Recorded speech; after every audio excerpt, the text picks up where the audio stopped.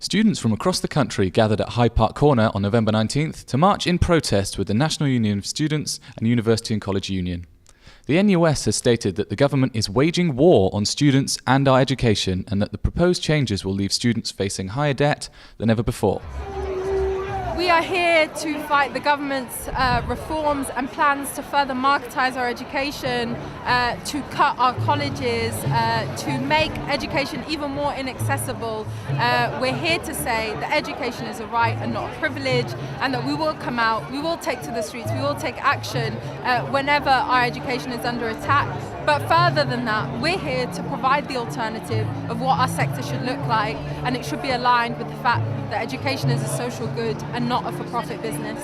The reality is this is an incredibly important symbolic gesture that NUS has called a national demonstration with UCU. It hasn't been done since 2010. It hasn't been done in a long time that the NUS has put forward a national demonstration that they've led on. So it's actually very, very significant. It's also a springboard, if you will. People will go away to their individual campuses after today and will think about how they're going to pressure their vice chancellors to come out against some of the proposals that are destroying our education, and to come out against the government's announcement that they're going to cap the number of international students that are going to be coming into this country to study, despite the fact that they're paying extortionate fees as it is and facing a lot of xenophobia on the ground. So these are the kind of things that we can go away and that we will go away and do after having been inspired by today. The prospective changes would also see current bursaries and grants scrapped, along with student fees rising to £12,000 by 2026. Organisers of the event are also encouraging students to boycott the National Student Survey.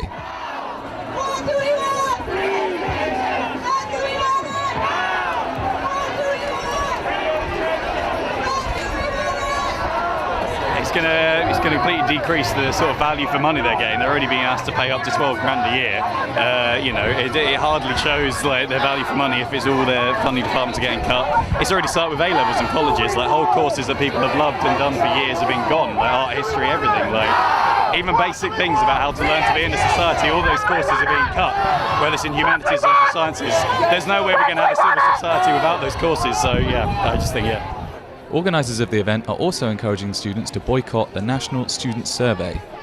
The NSS is an undergraduate survey of final year students that will supposedly lead to an increase in fees and bring about what the organisers claim is the use of arbitrary data in assessing the teaching performance of universities.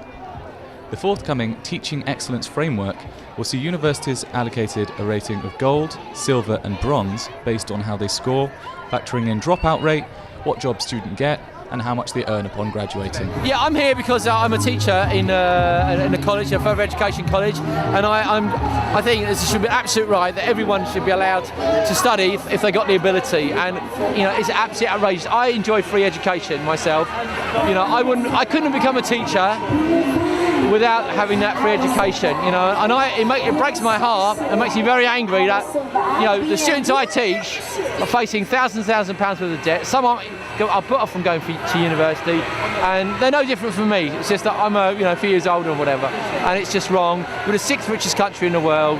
We can afford this. Germany got rid of tuition fees, so why can't we? With an internal estimate of 30,000, the streets of central London bristled with chanting protesters brandishing pickets. Upon arriving at Millbank, protesters received impassioned speeches from public figures such as the President of the National Union of Students, Malia Bouattia, and the writer Owen Jones. A message of support from the leader of the Labour Party, Jeremy Corbyn, was also projected. Thousands of students marched on Parliament in protest against the changes to higher education. The big issues of the day: a potential hike in fees up to £12,000, the scrapping of maintenance grants and NHS bursaries, effectively leaving students from low-income backgrounds with the highest levels of debt. One thing's for certain though, the sizable turnout has shown students are taking a firm stand against what they perceive as injustice in the nation's politics. Joseph Birch, The Essential.